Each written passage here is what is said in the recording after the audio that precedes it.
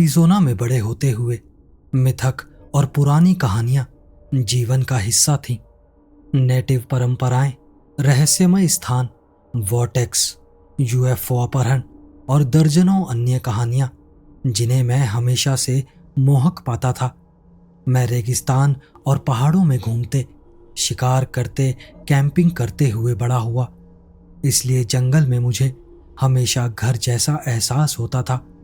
एक दिन हाइकिंग के दौरान मैं ट्रेल से भटक गया और कई घंटों बाद मिट्टी के पुराने बने घरों के एक छोटे समूह के पास पहुंचा। कुछ लोगों ने मेरे आने की आहट सुनी और जांचने के लिए घरों से बाहर आए, सामूहिक निर्णय लेते हुए कि मैं कोई खतरा नहीं हूं। एक बुजुर्ग जो पारंपरिक नेटिव पोशाक और हेडड्रेस पहने हुए था, मेरे पास आकर मुझसे मिला। उस आदमी ने धीरे धीरे बताया कि मैं एक नवाजो आरक्षण इलाके में भटक गया हूं और पूछा कि क्या मैं खो गया हूं या मुझे कोई मदद चाहिए। जब मैंने कहा कि नहीं, मैं जानबूझकर भटक रहा हूं, तो वो हंसा और मुझे अपने परिवार के साथ खाने के लिए आमंत्रित किया। अगले कई घंटे मेरे जीवन के सबसे यादगार अनुभवों में से एक थे। सब कुछ ऐसा लग रहा था जैसे मैं समय में पीछे चला गया हूं। जैसे जैसे हमने खाना खाया और बातें की, आसपास के घरों से और लोग हमारे साथ जुड़ने लगे। मुझे लगा कि उनके पास बाहरी लोग कम ही आते होंगे। हमने घंटों तक जीवन, परिवार और इस इलाके के इतिहास और जंगल में बिताए समय के बारे में कहानियां साझा की। जितनी देर हम बात करते, वो उतने ही खुलते गए और बुजुर्गों की कहानियां और भी दिलचस्प होती गई। पूरे समय एक आदमी ऐसा था जिसने कुछ नहीं कहा था। वो घेरे से दूर बैठकर सिर्फ सुनता और मुझे देखता रहा। एक पल आया जब मैंने उन्हें बताया कि मैं हर साल सितंबर में एक सोलो ट्रैक करता हूं, जहां मैं खुद को 2-4 हफ्तों के लिए जंगल में अकेला छोड़ देता हूं। ये सुनकर वो चुप बैठा बुजुर्ग चौंका। जब मैंने बात खत्म की तो वो आंख के घेरे में आया, सीधे मेरे सामने जमीन पर बैठ गया और मुझे भी वहीं बैठने को कहा। उसने बताया कि सालों पहले वो भी ऐसा ही करता था और फिर उसने मुझे उस गहरी घाटी के बारे में बताया जहां वो जाता था। उसने उसे एक खतरनाक पर जादुई जगह बताया और कहा कि अगर मैं वहां से होकर वापस आऊं तो दुनिया को अलग नजरिए से देखूंगा। कहानी खत्म करके उसने मुझे अपने घर बुलाया। उसका घर छोटा था और पिछले कमरे के खुले दरवाजे से मैंने देखा कि वहां कई जानवरों की खालें रखी थीं, ज्यादातर कायोटे और भेड़ियों की। वो उस दरवाजे को बंद करके आया, फिर एक पुराना नक्शा और कुछ लिखित निर्देश उठाकर मेरे हाथ में थमा दिए। ऐसा लगा जैसे वो उन्हें बहुत समय से संभाल कर रखे हुए था। फिर वो बिना कुछ कहे पिछले कमरे में चला गया और दरवाजा बंद कर लिया। देर हो चुकी थी और एक परिवार ने मुझे रात भर रुकने को कहा, जिसे मैंने खुशी खुशी स्वीकार किया। अगली सुबह जब मैं जाने की तैयारी कर रहा था, एक बुजुर्ग महिला मेरे पास आई। उसने मुझे एक ताबीज दिया और बस इतना कहा, आग के सबसे गर्म हिस्से की सफेद राख में अपनी गोलियां डुबो लेना। और फिर वो वहां से चली गई। सितंबर आया और जब मैंने अपने सोलो ट्रेल के लिए सामान पैक किया तो दराज में पड़ा वो ताबीज देखा। उसे साथ ले जाना सही लगा। एक खूबसूरत ड्राइव के बाद मुझे बड़ी खुशी हुई जब मुझे उस पुराने नक्शे पर दिखाया गया फॉरेस्ट सर्विस रोड मिल गया। उस इलाके का प्रवेश द्वार बहुत दूरस्थ और ऊंची घास से ढका हुआ था। यहां तक कि मेरी जीप में भी पहुंचना मुश्किल था और अनुमान से कहीं ज्यादा समय लग रहा था। इसलिए मैंने कैंप लगाने और सुबह हाइक शुरू करने का फैसला किया। कुछ घंटों की हाइक के बाद मैं एक नदी के किनारे पहुंचा और उस गुप्त घाटी के प्रवेश द्वार पर पहुंचा। वो ऊंची चट्टानों में एक संकरी दरार थी जिसमें लगभग 4 फीट पानी धीरे धीरे बह रहा था, लेकिन इतना संकरा कि कोई छोटी नाव भी नहीं निकाली जा सकती। मैंने अपना सामान सर पर उठाया और छाती भर पानी में करवट लेकर आगे बढ़ने लगा। चट्टानों की वो दरार अनंत लग रही थी, लेकिन लगभग 2 घंटे बाद मैं उस जगह पहुंचा जहां वो एक छोटी सी झील में खुलती थी। एक अविश्वसनीय घाटी जो ऊंची चट्टानों से घिरी हुई थी। शायद ये अब तक की सबसे दूरस्थ जगह थी जहां मैं गया था। ऐसा लग ही नहीं रहा था कि वहां कोई इंसान कभी आया हो। कोई कचरा नहीं, कोई कैंपिंग या कैंपफायर के निशान भी नहीं। वहां पहली रात जंगल में बिताई मेरी अब तक की सबसे खामोश रात थी। कोई चिड़िया नहीं, मेंढक नहीं, यहां तक कि झंगूर भी नहीं। लेकिन मुझे ऐसा नहीं लगा कि मैं वहां अकेला हूं। सुबह नाश्ते के बाद मैंने अगले कुछ हफ्तों के लिए अपने उस नए घर को एक्सप्लोर करने का सोचा। लगभग 10 साल पहले एक हाइक के दौरान जब एक माउंटेन लायन ने मेरा पीछा किया था, तब से मैं जंगल में हाइक करते समय हमेशा एक पिस्टल ले जाता हूँ। कुछ देर घूमने के बाद मुझे एक संकरा रास्ता मिला जो शायद जानवरों का बनाया हुआ था और जो चट्टानों के किनारे ऊपर की ओर जाता था। नीचे से जो गुफाएं दिख रही थीं, वो रास्ता उनकी तरफ जाता था। मैं उन तक पहुंचा और एक प्रवेश द्वार मिला जो नीचे से देखने से कहीं बड़ा था। मैंने कुछ आवाजें की ताकि कोई भी जानवर सतर्क हो जाए और मैं अंदर चला गया। वो गुफा एक विशाल कक्ष थी जो कुछ 100 फीट अंदर तक जाती थी। जैसे जैसे मैं आगे बढ़ा, मैंने अपनी टॉर्च की रोशनी में जितना हो सका निरीक्षण किया, लेकिन मिट्टी पर मेरे अलावा कोई पैरों के निशान नहीं थे। इसलिए मैंने सोचा कि मैं वहां अकेला हूं और गुफा के अंत तक बढ़ता गया। जब मैं गुफा के आखिरी मोड़ पर पहुंचा और अंत के करीब आया, तो मेरे हेडलैम्प की रोशनी एक बड़े ढेर पर पड़ी।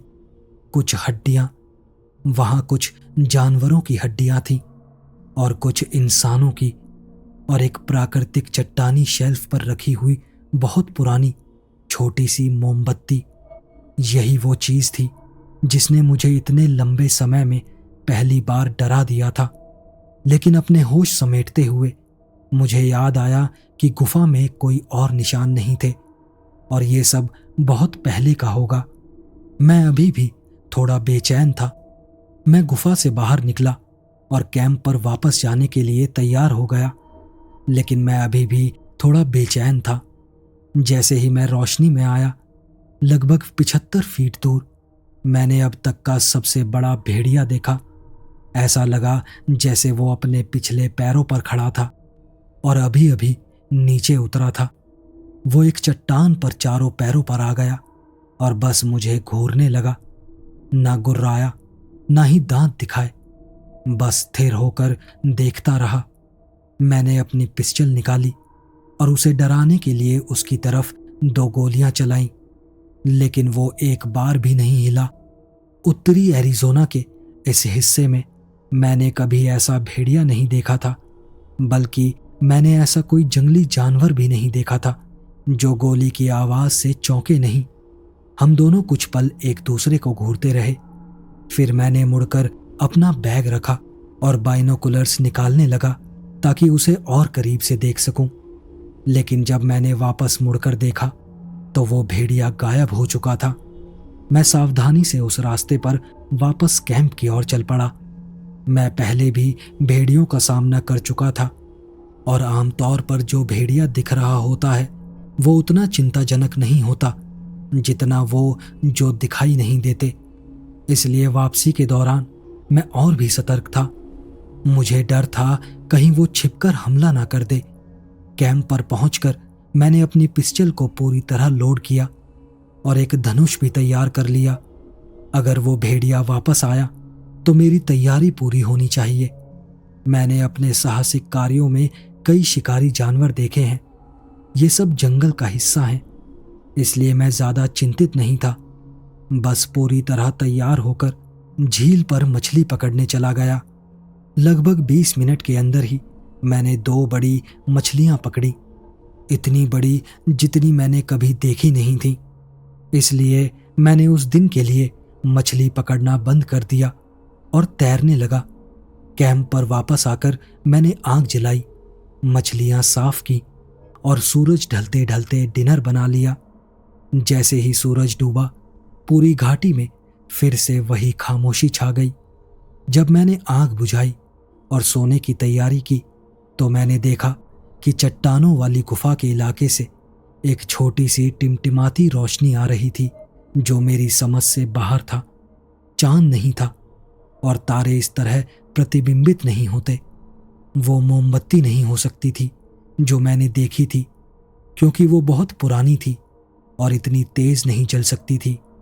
मैंने अपनी पिस्टल पास रखने और सोने की कोशिश करने का फैसला किया। मैं अगले दिन गुफा की फिर से जांच करूंगा। सूरज उगते ही मैं उठा। पूरी घाटी के फर्श पर हल्का कोहरा था, लेकिन सूरज निकलते ही वो जल्दी गायब हो गया और जंगल फिर से जीवंत हो उठा। मैंने नाश्ता किया, अपनी पिस्तौल और धनुष लिया और गुफा की तरफ चल पड़ा। प्रवेश द्वार पर पहुंचकर मैंने देखा वहां अभी भी मेरे अलावा कोई पैरों के निशान नहीं थे। इसलिए मैंने आगे चट्टानों पर चढ़ने का फैसला किया।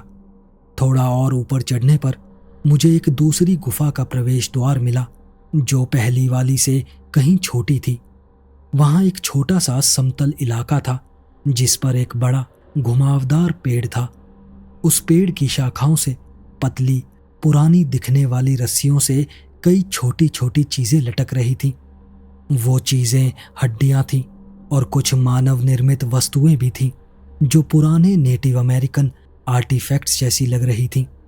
मैंने सोचा कि शायद मुझे वो जगह मिल गई है जहां रिजर्वेशन वाला बूढ़ा आदमी दशकों पहले ठहरा था, और मैं गुफा के अंदर चला गया। वो गुफा पहली वाली से बिल्कुल अलग थी। अंदर जाते ही मैंने देखा कि दीवारों पर पारंपरिक गुफा चित्रकारी जैसी आकृतियां बनी हुई थीं। जैसे जैसे मैं आगे बढ़ा, गुफा का तापमान अचानक बहुत गिर गया। जितना होना चाहिए था उससे कहीं ज्यादा ठंडा, और दीवारें पूरी तरह से उन चित्रों से ढकी हुई थीं। जब मैं गुफा के अंत तक पहुंचा तो वहां जो देखा उसके लिए मैं बिल्कुल तैयार नहीं था। वहां लकड़ी और हड्डियों से बना एक पुराना छोटा सा घर था। जब मैंने चारों ओर देखा तो गुफा के अंत से कुछ पहले छत में एक और शाफ्ट था जो ऊपर की ओर जाता था, और लगभग 25 फीट ऊपर एक चट्टान पर एक छोटी सी आकृति बैठी हुई थी, एक औरत जैसी आकृति। वो छोटी और पीली थी। उसके चेहरे पर सफेद रंग से पेंटिंग थी और उसके सर पर बुनी हुई टहनियों का एक मुकुट जैसा था, जिसके आगे 2 छोटे सींग लगे हुए थे। मैं कुछ मिनट तक उसे घूरता रहा, और जब वो आकृति हिली नहीं तो मैंने मान लिया कि वो बहुत पुरानी मम्मी जैसी लाश होगी। मैं किसी दफन स्थल को छेड़ना नहीं चाहता था, इसलिए मैं वापस मुड़कर गुफा से बाहर जाने लगा। लेकिन जैसे ही मैंने कदम बढ़ाया, मुझे एक धीमी अज्ञात प्राचीन भाषा में आवाज सुनाई दी। मैंने जैसे ही वापस उस आकृति की ओर देखा, वो वहां से गायब हो गई थी। मैं तुरंत डर गया और जितनी तेजी से बाहर निकल सकता था भागने लगा। लेकिन तभी मेरा हेडलैम्प टिमटिमाया और बंद हो गया। मैंने दीवारों को टटोलते हुए बाहर निकलने का रास्ता ढूंढा, और पूरे रास्ते मुझे लगा जैसे कोई ठीक मेरे पीछे है। जैसे ही मुझे गुफा के प्रवेश द्वार से रोशनी दिखी, मैं उसकी ओर दौड़ पड़ा। बाहर निकलने से ठीक पहले मैंने पीछे देखा। वहां कुछ नहीं था, लेकिन मैं अभी भी वो धीमी आवाज सुन सकता था जिसकी तीव्रता बिल्कुल नहीं बदली। जब मैं बाहर आया तो पेड़ से लटकी हड्डियां और आर्टिफैक्ट्स गायब थे। मैं जितनी तेजी से भाग सकता था झील के पास अपने कैंप की ओर भागा। जैसे ही मैं घाटी के फर्श पर पहुंचा, मैंने देखा कि बाईं ओर पेड़ों के बीच वही बड़ा भेड़िया खड़ा था, लेकिन इस बार वो अपने पिछले पैरों पर सीधा खड़ा था। मैंने दौड़ना बंद कर दिया ताकि उसकी शिकारी वृत्ति जागृत ना हो, लेकिन वो मुझे बस घूरता रहा। मैं सुरक्षित अपने कैंप पर पहुंच गया और तुरंत अपना सामान पैक करने लगा। अब दिन ढलने वाला था और इतनी अजीब घटनाओं के बीच रात में वापस निकलने का ख्याल बहुत डरावना था। मैंने अपना टेंट चट्टानों की दरार के पास घाटी की दीवार से सटाकर लगाया ताकि पीछे से किसी के आने की चिंता न करनी पड़े। मैंने आग को और बड़ा कर दिया और मैं जानता था कि आज रात मुझे नींद नहीं आएगी। सूरज ढलते ही मुझे पेड़ों से अजीब आवाजें सुनाई देने लगी और मुझे ऐसा लगा जैसे कोई मेरा शिकार कर रहा हो। आखिरी दिन की आखिरी रोशनी में मैंने उस विशाल भेड़िए को देखा। वो धीरे धीरे पेड़ों के बीच से निकलकर उस रास्ते पर चल रहा था जो सीधे मेरे कैंप की ओर आता था। इस बार मैंने अपनी पिस्तौल निकाली और उस जीव पर निशाना साधकर गोली चलाई। कुछ गोलियां उसके आसपास की मिट्टी में जा लगी, लेकिन कई सीधे उसके शरीर में घुस गईं। एक पिस्तौल की कई गोलियां किसी भी जीव को कम से कम धीमा कर देती हैं, लेकिन वो दैत्याकार भेड़िया बिना रुके मेरी ओर बढ़ता रहा जैसे उसे कुछ हुआ ही ना हो। मैं तब तक फायर करता रहा जब तक मैगजीन खाली नहीं हो गई और उसकी खाली क्लिक की आवाज नहीं आई।